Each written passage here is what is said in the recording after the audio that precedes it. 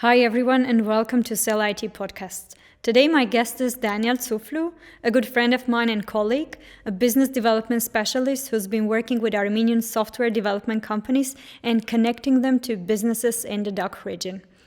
Daniel, thanks a lot for joining this conversation today. Thank you, Heikvi, for inviting me. Thank you. And today we're going to tell our audience more about your experience in IT and in general how you came to Armenia and how you started collaborating with Armenian businesses. Okay. Long story short, I was in Armenia in the mid-90s. First time, came here with an NGO from Switzerland. For a year, I met my wife here in Yerevan, and after a year we took off. We went through Switzerland, where I'm from originally, and then settled in California for 15 years. For 15 years, wow. After 15 years, we moved back to Switzerland for a few years, then we with kids, and after about 5 years, we moved to Armenia. Okay. And like when you moved to Armenia, you already had this in mind that you were going to work in IT. How this happened? Yeah, that was pretty interesting. I was here a year before that, or 2 years before that, I think. And I met somebody who was working in the IT sector here in Armenia already by chance on the playground. Kids are playing. And an American person, and we started talking and stayed in touch. And at some point, when I was back in Switzerland, I think, he asked me if I would be interested in working in business development for the IT company that he was working with. So, and at some point, I was able to visit them and see the company. I liked what I saw, management, etc. And I agreed and said, okay, I can do this for the German-speaking area. That's where they specifically were looking for help. This was back in... This was about 2015, 16 at that time, yeah. Okay. And you started as a business development manager, right? Yeah, so I did start to look at the market for this company specifically that wanted me to help them. So I looked at the whole DACH region, which is Germany, Switzerland, and Austria, basically. Yeah. Okay. Daniel, so let's speak about sales and the title of the business development manager. So who is the business development manager and what are the roles and responsibilities of these people? Business development is basically, I would say, anything you can say preparation for sales. Where you go and find where could be the customers, what would be the right type of customers, what would be the good fit, geographical, where do they sit, sectors, where are they in interesting sectors, and prepare everything, start talking to these potentially interesting companies to see if they could become leads, and the leads will then go on basically to the sales process or sales department. So can we say that business development, it's a mix of marketing and sales activities? So you need to understand the market, you need to understand the target persona, and at the same time you need to also act as a salesperson and try to initiate some discussions and meetings. Yeah, I think the main thing there is the relationship building, actually, and the trust building, etc. Of course, there are aspects of sales a little bit in it, and marketing as well, of course, because you get fed from the marketing side of the companies, basically, with what are our strengths, etc. What have we done, our experiences, so you can hone in on the right companies. Okay, so related to business development managers and the skill set that is required to succeed in this profession, so what are the hard and soft skills needed?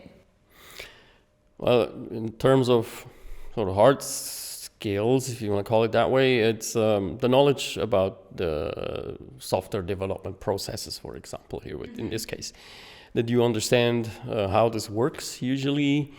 What kind of roles are there? How does the the onboarding process of a client, for example, could work. And it also depends on the company that you work with, of course, here in Armenia. So those are sort of harder skills, you could say. But there's a lot, in my opinion, there are a lot of soft skills involved. Definitely, yeah. In business development. So meaning to be able to listen to potential client, to see what they're, to understand their needs, of course.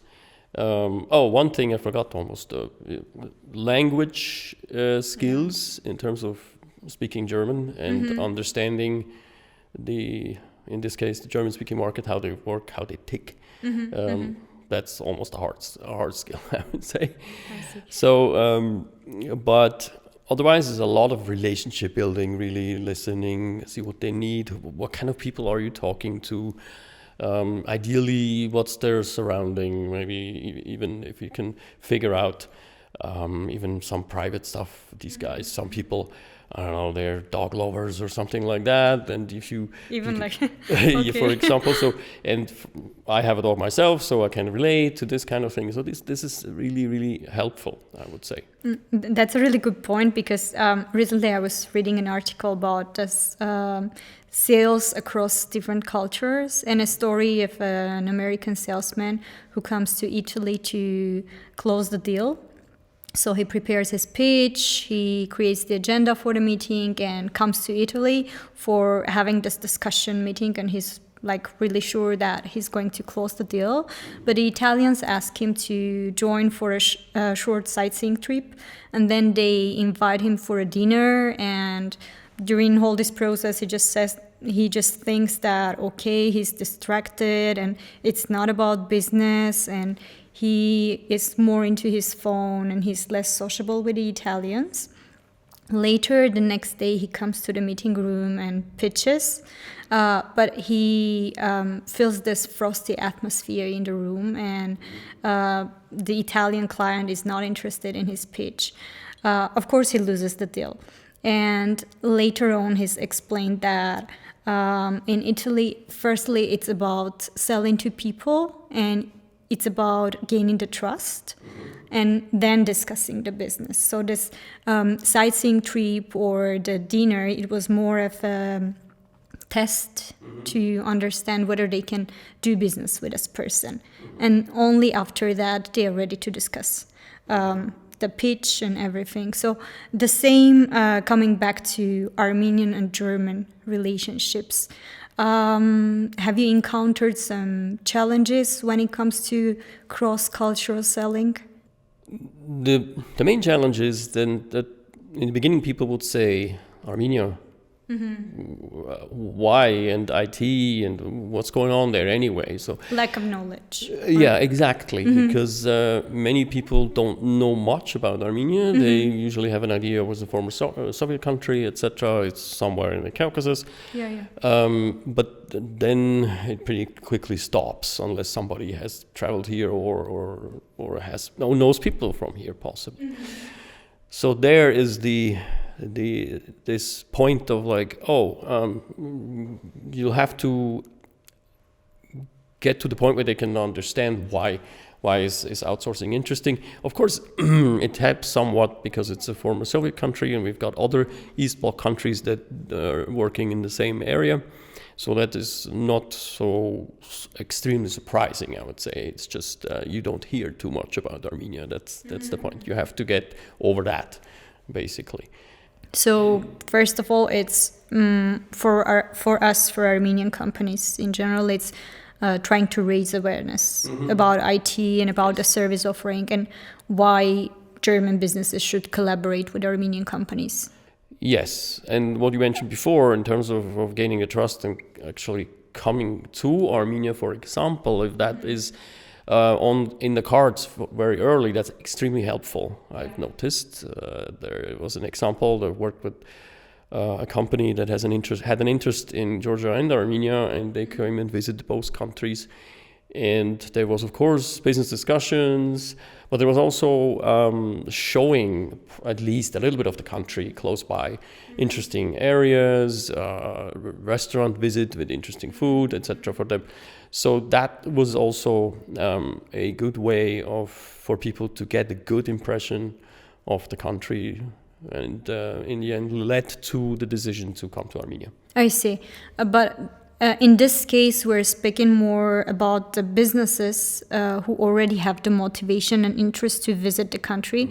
And many businesses who visit the country and they see Armenian hospitality and they see people, it's already a trust building factor and it's one step ahead for building this business communication. But what about businesses who they don't have the interest and motivation to come to Armenia? So there should be the way for us to go there or for us to attract their attention via online media tools. Yes, of course. The first thing you do is usually your desk research. You start digging, you're looking into your network. Maybe you see a company that's interesting potentially because of you're looking at their IT job openings and there's 10 of them and I was okay, interesting. How are they going to fill these 10 positions in the next 12 months even? Because we know there's a shortage of the specialists. Yeah, and, especially in the DACH region. Yeah. So then basically try to reach out to them and see how open they are for a conversation about bringing in people from outside. Basically, that's the first kind of hurdle that you have to feel out if they're open enough for that. Yeah. I think that depends on the culture of the company potentially. It also might have a lot to do with the size of the company. Some large companies, it might take a really big effort to get in terms of they have their own procedures and they might take longer, etc. Yeah. What I do usually, I focus on sort of on the mid-size companies, SMEs, because it's a little easier to speak directly to them, speak directly to people who are on the C-level. Then they make decisions usually quicker, but not always. Than others. Yeah. But if we compare decision-making cycles like US and Europe, DACH region, which one is faster when it comes to finalizing the decision and choosing the tech partner? I do have more experience with European clients. I do have some experience with American clients. I used to live in the US and I know relatively quickly decisions are made because the American companies are maybe more on the side of we need to finish this, we need to do this project at whatever it takes. If we don't have enough people, we find them somehow. Versus in Europe, you might find the attitude of wow, it's so hard to find the right people. Let's go a little slower and scale a little bit down and do it in step by step. Because you said step by step and slower, I just remembered a case with a German client when we were trying to convert the deal, and before the conversion they were mostly into this planning and asked us the step-by-step guide or action plan to be presented before they would even sign. But I know with US clients or even with clients in UAE, they are more into signing and then starting this active planning and discussions afterwards.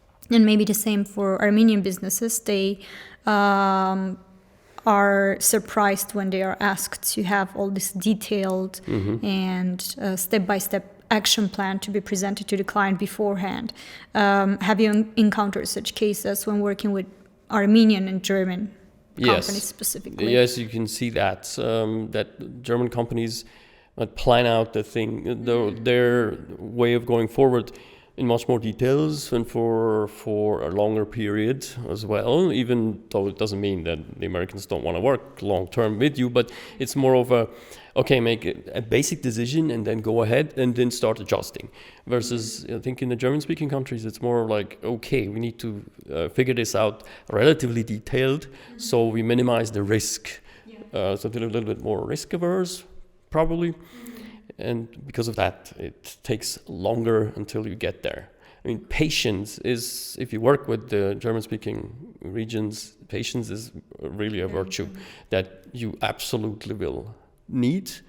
When you make connections, you may talk a year and a half before something happens, sometimes even longer. Wow. Or something let's say something comes up, there's an interesting project, but maybe you don't get it for some reason, but you still keep communicating, and then suddenly, maybe a couple of years later, they're at the point, because you keep on talking to them, because also they have a need somehow, but they're not at the point to really make that move.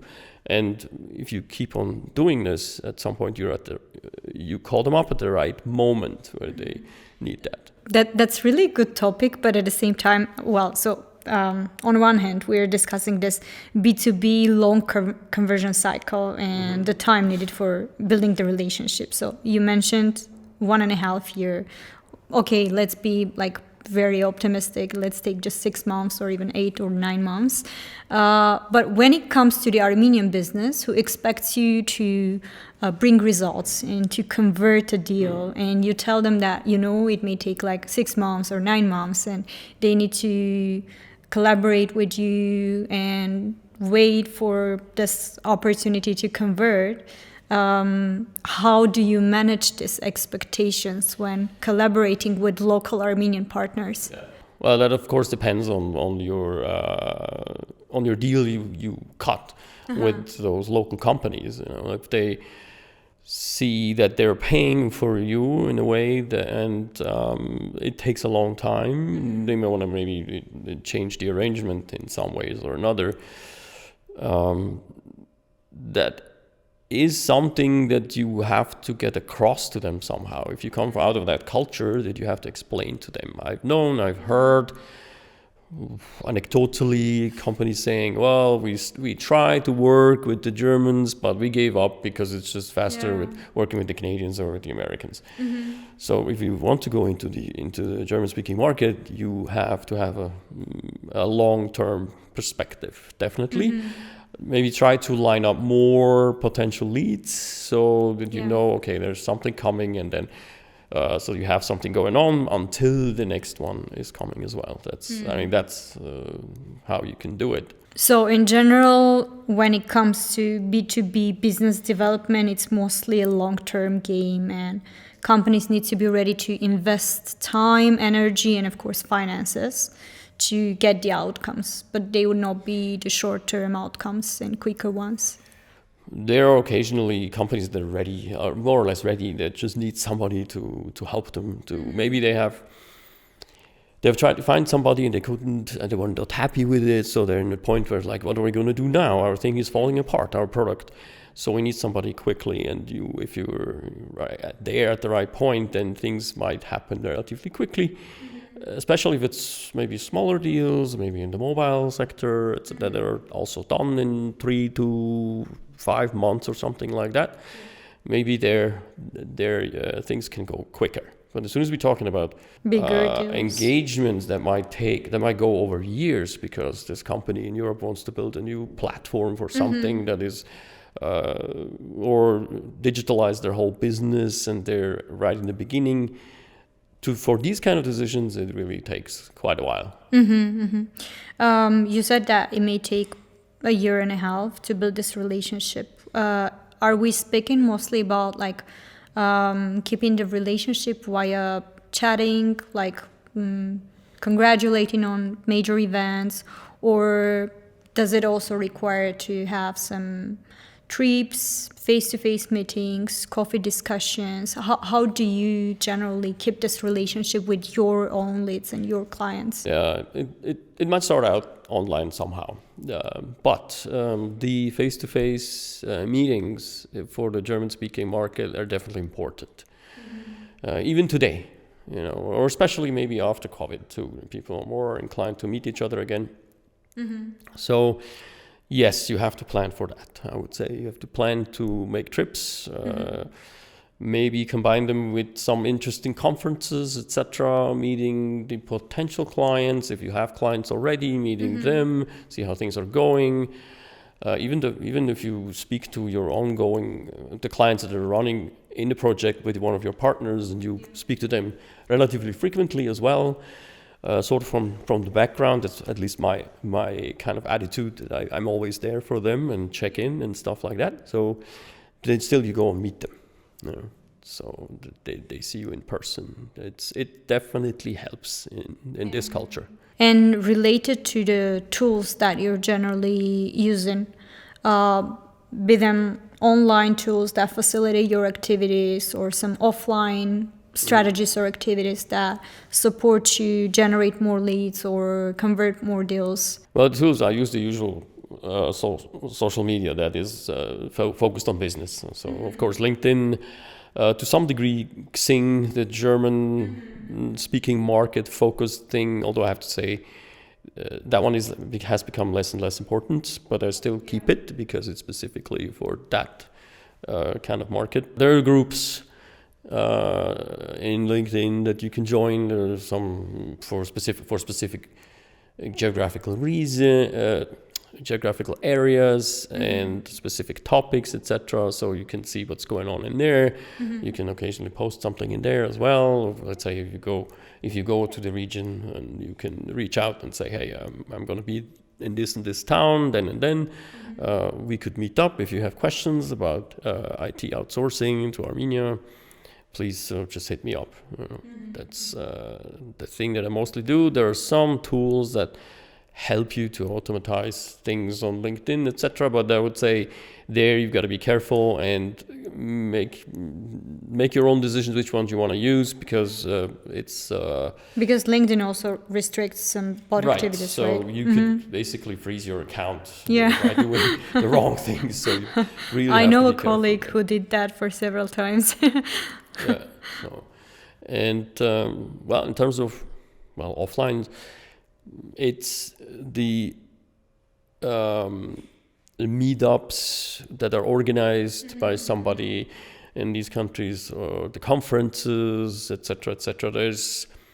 Depends on the country. There's quite a lot of things going on that you could just basically tag on to. You go into these things, but you check out around the area.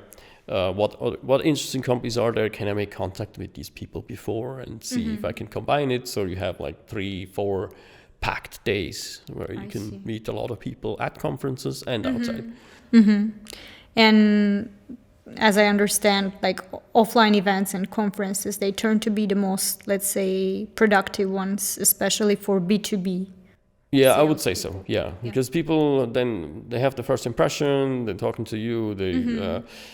The good thing about Armenia not being so well known is that it sticks in their minds, in the back of their heads. So if you explain to them, or you have to explain to them, why should they outsource to Armenia, and you start the story about Armenia, about the tech sector in Armenia, and when it actually started during the Soviet times and a really long time ago, people will not forget that so quickly. So if you pick up the phone, let's say 3-4 weeks later, and call them or send them an email, they will remember, say, oh yeah, you were the one from Armenia, etc., etc. So that's the storytelling. If you do that that is really helpful. I see. But same, like from my experience from last year, I was attending the Mobile World Congress in Barcelona, and of course this was a challenging time because of geopolitical challenges. So whenever we were saying Armenia, I could not see this lack of awareness, but I could see mostly this like other topics coming to people's mind related to Armenia rather than IT and technology specifically. And this was creating difficulties for actual tech discussion, and they were asking mostly political questions. So was this a challenge also for you, especially during the past few years, to communicate with clients and like convince them to delegate major projects to Armenian tech companies here? You'll find two sides there. You'll find the ones that say, well, I heard a little bit, I read about it, I know what happened recently in Armenia, etc. How stable is it? How do you see it in the future? They want to assess their risks, basically. If something happens, what do we do? And so you'll find some people that would say, no, we don't want to do this. You find others that don't have this objection so much. They, of course, a lot of people ask, okay, how is the scene in Armenia anyway, IT, etc., and how is the feel, how is the mood, etc. But you find also the people who say, yeah, we worked with people in the Ukraine, Belarus, etc. Yes. But it's now a little bit more difficult. We're looking at other places too, so Armenia could be interesting for us. There's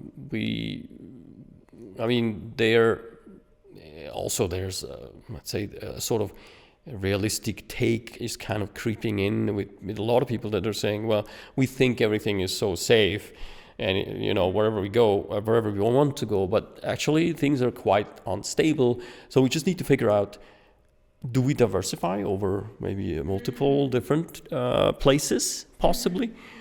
So to be, in general, you just have a safety net in a way. Okay.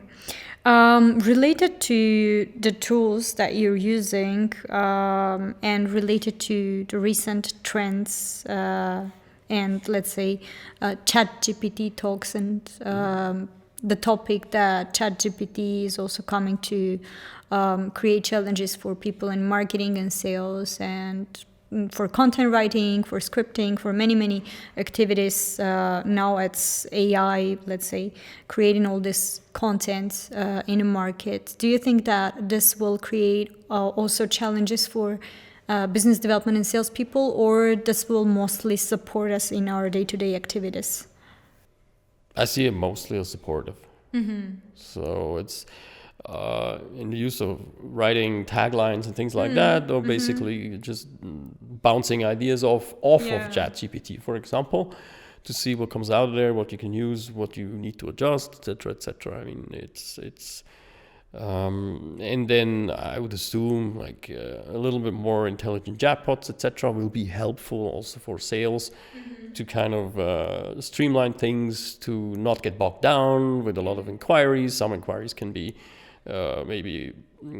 some answers might be automatized, other answers might be channeled in the right direction to the right people. I see it more as a supporting tool than a real competing tool. And also related to bringing business to companies who are currently offering AI, ML solutions. Do you have partners in Armenia with whom you collaborate and support them with their sales outside Armenia? There are partners who work in this field, not exclusively. It's usually a part of what they offer. So, but I'd say it's relatively new for me to say a lot about it and to get into it. I'm very interesting to see where this goes, definitely, especially if we're talking about large projects with support of AI in it. I can see it already with the existing client, at least one that is going in that direction and is willing to have the partner here in Armenia trying things out, doing small little projects, R&D kind of projects, see how it goes, and then show it to the people on his end and see how it comes across and if it's interesting. So that's, I think, a highly interesting area to be in. And in general, what are the services or what is the niche that you focus on, and what type of companies can collaborate with you, or what type of solutions do you prefer to work on and present to the DACH region and to clients there? You mean in terms of sectors, or? Yes, in terms of service offerings. So you said, for example, for AI, there's no big, let's say, clientele here for you to present that service sector specifically. But is it mostly mobile app development? Is it custom development? Is it DevOps or R&D? What are the services that you focus on? And what type of projects do you mostly focus on? Or what type of partnerships do you build? Yeah, what I do during my evaluation periods that I had with my partners here, so deciding, I've been approached by multiple companies, and I always check on different things. One is technology. Are they different from the other partners that I already have? So that there is no conflict of interest. Right. Okay. I don't really, Armenia is small. I don't want to have any conflicts there. And also on the sectors that they have experience in. Because although most of the Armenian companies are saying we are completely agnostic, we can work in all sectors. Yes, of course. And I know how successful these companies can dive into new sectors and learn pretty quickly, actually. So things that are very specific to one country, maybe even because it has to do with government and regulations and stuff like that, but very quickly people learn. So, but still, because usually you get these questions coming from the potential clients, like, do you have anyone who has worked in this sector, who has done this, has done that? So it makes it much easier if I can say, yes, absolutely, lots of experience. So when it comes to this industry agnostic approach or service agnostic approach, sometimes it's actually a challenge for us in business development to present this company, because in this case it means that this company is doing everything for everyone. And well, I think the less focused the approach is, the more challenging it becomes. It's not just that the people are saying, well, they do everything. What do they do well? That's one point. But also the other thing is it does not differentiate the Armenian companies from the others further east that are flooding the market in Europe, because they tend to list their technologies, and it's a huge list, and people see that a few times and then they basically turn off. So the more specific you can be, the more you understand when you do your research about a company that you want to approach and talk to, the more deeper you can get in there and understand what they actually do, and maybe even feel the tone out of and on the website. How do they try to talk to their clients? How do they address the potential job applicants as well? So you get a feeling for how they tick, and then kind of mimic that approach a little bit to get their first interest, so that you can get a call set up with them. Actually, this is one of the challenges that I could see in the Armenian market when talking to different companies, because whenever you're asking them about their specific focus, be it an industry focus or technology focus or even a service focus, you see that they think less about the focus and about the unique selling points, but they think more about, okay, we can do also this, we can do also this, we can do also this, because this can also bring some money, or this can also be, let's say, profitable for us. But actually they get distracted like in different ways, and they lose this competitiveness, uniqueness. And if I'm a client who's browsing the net and looking for different companies that are doing software outsourcing, for example, and I see 10 companies that have the same offering, almost the same wording and the same technologies, and offer the same to all the same industries, how do I pick that specific one? Because in this case, it makes no difference for me. Basically, it comes down to a very basic thing: is listen to the customer or the potential customer. It's the same thing. It's you see, who are they? They're a fintech or something, and they have a special way of doing things, so that you understand. Okay, these guys tick in such a way, I think, and then open up the conversation if you can and see what comes back, and then be quiet, listen, and then accordingly answer their questions, etc. in the way that they get something out of it. So I mean, in the end, it comes down to how can I get them to have a call with a tech lead, usually the tech lead of one of my partner companies here, because once that happens, in my experience here with Armenian companies, the client is pretty quickly surprised about the exactly right questions these people here ask them, so that they feel, they can imagine about our business, what we're doing, and they can look forward and think ahead, how they can help us. So that they feel like, it's not just somebody who's coding for us, but no, it's somebody who's actually consulting us in a way how to do things better. It's not just a doer approach, just let us know what you want and we will do that. And it's really good that you mentioned about the listening part, because I believe that this is one of the biggest challenges in sales, especially for salespeople and business development managers who just started in a business, and they try to have this perfect pitches. And sometimes during this first introduction call with a client, they try to pitch and they over pitch, because they do not listen to the client and they do not listen to ask questions during this process. But they just may ask the question that is in the checklist and then continue the pitch that they had, and sometimes even not related to the answer that the client gave.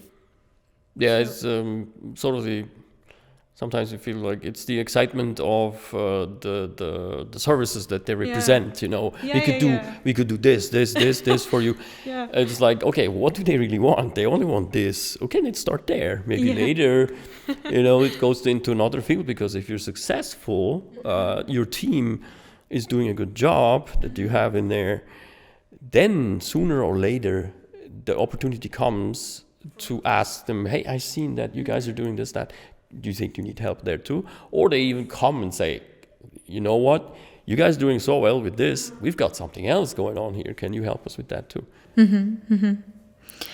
And Daniel, related to your other activities, let's call it so. So I know that you're also involved in, you initiated the German Business Association to start partnering with Armenian companies. Am I correct? Or I'm a part of the German Business Association. I'm a board, currently on the board there. How did you join them, or like how did you start a collaboration with them? I did a long time ago, when I'm here sometimes on vacation. I got connected to the person who was running it at that time. That's quite a few years ago when it was founded. So I was always in touch with them somehow, and then over time this developed into me being a representative for one of the companies that I work with here in Armenia. And now I got onto the board as well. And the goal there is just fostering business between the two countries. Armenia and Germany. Armenia and Germany. Most of the members are from here, but some members from the outside as well. And there's a lot of activities going on in terms of people traveling from Germany to Armenia. Sometimes it's business representatives, sometimes it's politicians, etc., etc. So it's not just IT focused; it's mostly like no. This is general. This is for all kinds of businesses, basically. Yeah. And in these activities, like, do you see Armenian IT sector's involvement, or how active Armenian IT players are in such initiatives here? There could be more happening. We could have more members from the IT sector, I think, absolutely. There were trips from IT companies as member companies going to Germany sometimes. Visiting companies, accelerators in Germany, etc. Of course, then COVID came, kind of like pretty much destroyed these kind of things a little bit. But now it's picking up again, and the ideas of organizing these delegations going from here to there, of course, are coming up again. So this is definitely something that we want to do. We can expect that there'll be some news about such trips and events happening in the coming future. Yeah. Okay, very good. And to sum up, maybe the last question from myself, for expats who would be interested to come to Armenia and to be involved in IT sector's activities, and like you're doing, to present Armenian IT to people in Europe or in USA, what would be the advice and what would be, let's say, the cultural tips that you would like to share? Armenia is an interesting place. It's a small country with, I think, the smallness is, I like it. I come from Switzerland. It's a small country too. It's not much bigger than Armenia, so it has many more people, but I like that. People here are very approachable. The hospitality, of course, that helps to make people approachable. But the interesting thing also is that the international organizations that are here, etc., that are helping Armenia along, also in development of the economic area, etc. Those people are usually also very approachable. I don't know how it is in larger countries, but here you get in touch with the German organization that helps, the GIZ. It's easy to speak to ambassadors, etc. This is pretty easy. I remember it has always been like this. It's easy to speak to even to the UN head, etc. Even in the old days when I was here first time, it has always been like that, and it's nice. It's probably because it's so small, it's a close-knit international community as well. So that is definitely good. Of course, what I think, if you want to come here, you got to come here and check it out first. If you can spend maybe a few weeks here to see how you like it, etc. Maybe also make a trip in winter here to make sure you're okay with that as well, depending a little bit where you're from. And Armenia has a lot to offer. I think it's like I said, it's a warm society. You got good food. You got good wine as well. You got amazing landscapes. I ski here, as I did in Switzerland and in the US. So I can do that here too with the kids. And I can see that you're very active in sightseeing and you're visiting lots of interesting places in Armenia. Yeah, as much as I can. Also dragging the kids around on the weekends and show them different places. And yeah, definitely. And when we were working together, you were also studying Armenian. So how is the progress with the language? Okay. That has sort of plateaued a little bit on a relatively low level, unfortunately, because I just didn't have the time. But there are ways of doing it. I figured out, probably know how to do it now. I just need to get back into it. But there are opportunities. You can do it online. That is quite effective, I think. And since you're immersed in here, you hear the language every day. I mean, I learn it by listening to what the kids are saying, asking the kids maybe. And you hear people around you speaking the Armenian language. On the other hand, if you work in the IT sector, if you come here, you don't have to worry. Most people speak English in that sector that you interact with. So it's almost not good for your Armenian, basically, because you speak English all the time. Yeah, but in IT, so mostly people speak English. But what about German? Like, did you have a chance to meet many German-speaking colleagues? I wouldn't say many, but there are German-speaking people, and some companies make efforts in some degree to foster the interest in German and teach the people German as well. I think this is a very good point. If you have at least project managers, some of them, they can speak German, understand German, and ideally maybe also a tech lead or the other as well to help with that. I think that is really good. Because, an advantage for the company. Yeah, because it's if you're in the IT sector and look from outside and think, well, everybody speaks English, what's the problem? But that's not the case. Yeah. I would say, especially in Germany, you find even some larger companies that really would like to have somebody who speaks German. Just not because they don't really speak it, but they feel kind of a little bit uncomfortable maybe to speak it all the time. So it's helpful if you have somebody around who can also speak German. Definitely a good thing. And there are a couple of other things Well, one other thing is the certifications, the ISO certification.